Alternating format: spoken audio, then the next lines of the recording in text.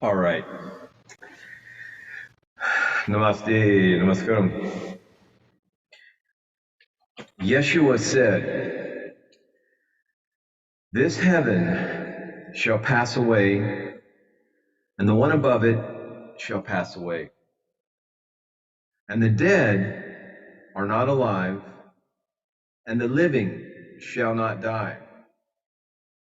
In the days when you devoured the dead, you made it alive, and you come into light.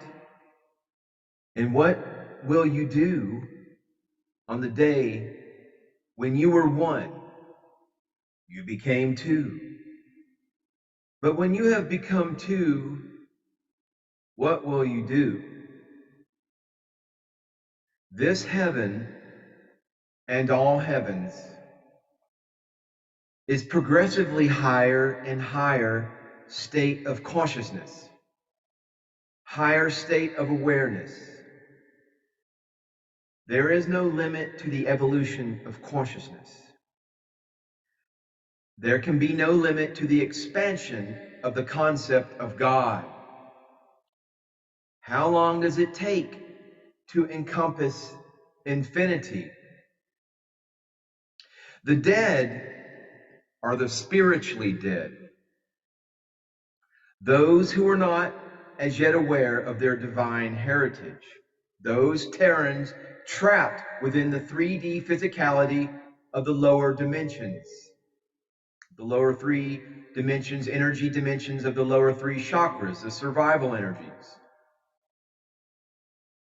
They are spiritually dead.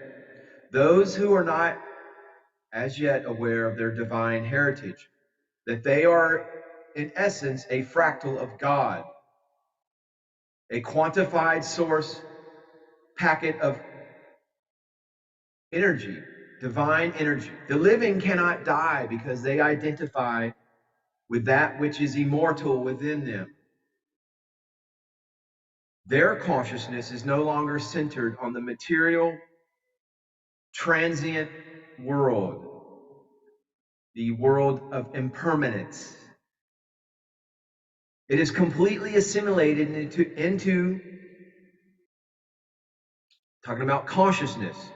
Your consciousness is completely assimilated into that which is indestructible. Jesus said, "You will reign over all when you know the kingdom within." They who know the kingdom within are in this world, but not of this world.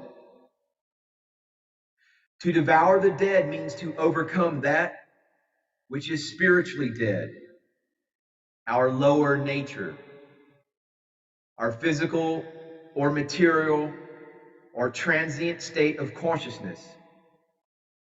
By overcoming it, we rise to a higher level. We rise to the level of the meta-human. We become alive. We become ascendants to the new earth, which is a state of consciousness. And here, we become alive. Here, Jesus indulges in a very rare moment of philosophy. He says, when you come into light, what will you do? In the scriptures, light is spiritual knowledge, always. We might as well agree here once and for all that Jesus taught only exclusively, inconvertibly spiritual truth. Because what you did with your physical body was of very little interest to him. That which was physical or material was dead to him. It was the result, whereas Jesus had been concerned only with the cause. Life meant always spiritual life. The soul, the consciousness, the inner self was all that Yeshua ever cared about. When Yeshua muses, what will you do? He ponders about your and mine, all of us, perhaps anyone's spiritual future. Many have mused before him. Many have pondered since. There are religions which insist that when we die, we shall go to heaven. That's assuming that you earned it, of course, that you walked your walk, that your walk was in alignment with your talk. There they say we shall be eternally happy, apparently sitting on the side or in front or next to an exalted throne upon which a God will sit. The God's face will be old and kindly, with just enough severity radiating from his splendid features to scare the laggards into behaving themselves. Others, particularly the TV evangelist, admonish us to hurry up, y'all, the millennium is coming. Oh, they say, for 1,000 years you'll be happy, whether you like it or not. Organized religion control freaks. Listen, you come into light, what will you do? When you come into the light, what will you do? As previously stated, there is no end to God. There is no end to the expansion of our consciousness. That which is within us is infinite. That which is within you is you, the real you. So, what will you do? Now you have come into the light. You have acquired some knowledge. In the scriptures, Jacob symbolizes such a condition. Jacob is a soul, a state of consciousness, finally aware of its spiritual nature, but not yet aware of its divine origin. The first step, what will you do? On the day you were born into this physical world, you were one. You were a single spark of God, a singular individual drop of the infinite ocean of divine love, and you became two. You became the proud possessor of a dual nature. Your higher self remained within the temple of your heart, and your lower nature, the personality, came into being of its own. Well, at this juncture, at this stage, some continue on the path, others take a rest. Still others take a side road leading to nowhere.